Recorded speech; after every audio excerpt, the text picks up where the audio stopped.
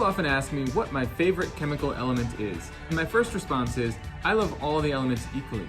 I mean, there's 118 of them, how are you supposed to choose?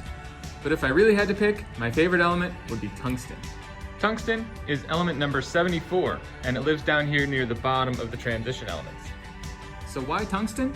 Tungsten is amazing.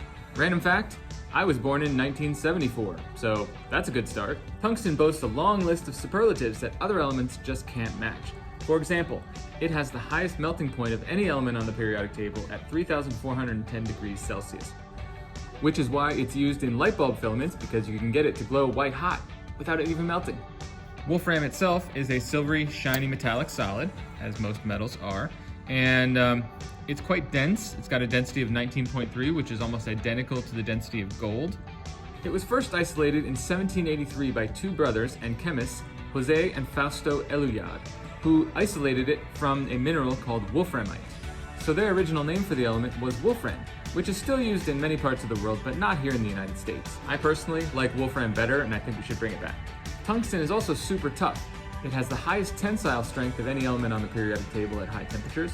It's also got the lowest coefficient of thermal expansion of any element, so it can be used for making things that are very durable, like tools or airplanes or spacecraft. Its most useful compound is tungsten carbide, which is used in making lots of tools like drill bits and dies and things like that that need to be very durable as well. Those are just some of the reasons why I have to pick Wolfram as my favorite element. Sorry, Francium, I just can't count on you being there for me, you know? Tungsten also has quite a low value for heat capacity. And what is heat capacity? Heat capacity is the energy it takes to raise 1 gram of a substance 1 degree Celsius. Imagine if I had 1 gram of a whole bunch of different elements, and I wanted to raise them all by 1 degree Celsius, they would all require different amounts of heat. Every element has its own heat capacity value, and it's given in units of joules per gram per degree. Some have higher heat capacities, some have lower heat capacities, but in general, the higher the atomic number of the element, the lower its heat capacity, as shown by this graphic here. Specific heat capacity allows us to calculate how much energy goes into and out of something when it's changing temperature. For example, I have a sample of tungsten right here. What if I wanted to take it from room temperature, 22 degrees Celsius, and raise it to its melting point, 3,410 degrees? How many joules would this stuff have to absorb? Math time! First, let's find the mass of the sample of tungsten. 42.168, so let's just call it 42.2 at this point. Here I put it in question form, similar to something you might see in one of your own classes.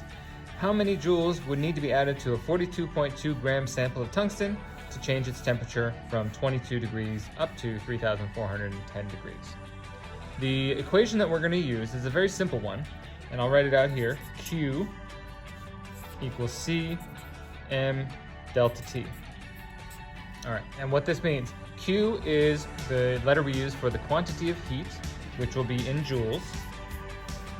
Then C is the letter we use for heat capacity, which is going to be given in joules per gram per degree. The mass is in grams. I'm just putting units here. And the delta T, delta means change in temperature. And what we're going to do is do it as T final minus T initial. And temperature is going to be in degrees Celsius. So if we do everything right, the grams should cancel, the degrees Celsius should cancel, and we would be left with joules.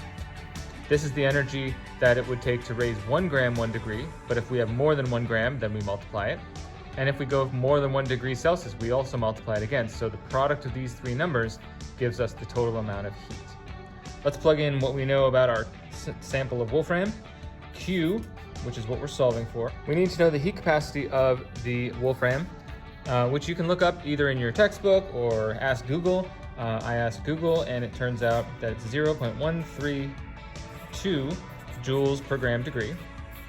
So every gram, every degree Celsius requires that many joules. Our mass was 42.2, and our final temperature is 3410. Our initial temperature was 22. I did the math, and it comes out just under 19,000 joules. And I'm not going to use all of these digits because those would be lying numbers. And so I'm just going to use maybe the first 3 significant digits, and let's call it 18,900 joules.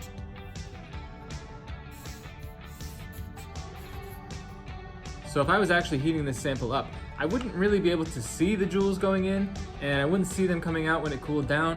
But since I know its specific heat capacity, a few taps of the calculator allows me to calculate that. Your turn. In this example, I'm using a different substance, this time water, but I'm using the same mass of it, 42.2 grams, so we can compare. And the question is, how much energy is needed to heat 42.2 grams of water from 22 degrees up to only 100 degrees? The heat capacity of water is 4.184 joules. Since I know you can't wait to get your hands on that calculator, take a moment, feel free to pause the video, solve the problem, and then we'll show you the solution.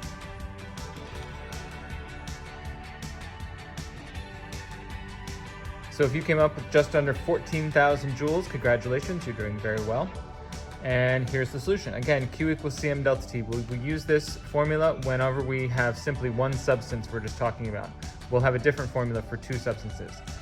Q is equal to the heat capacity of water, 4.184, times its mass, and we're only going up 78 degrees this time, so we end up with just under 14,000 joules.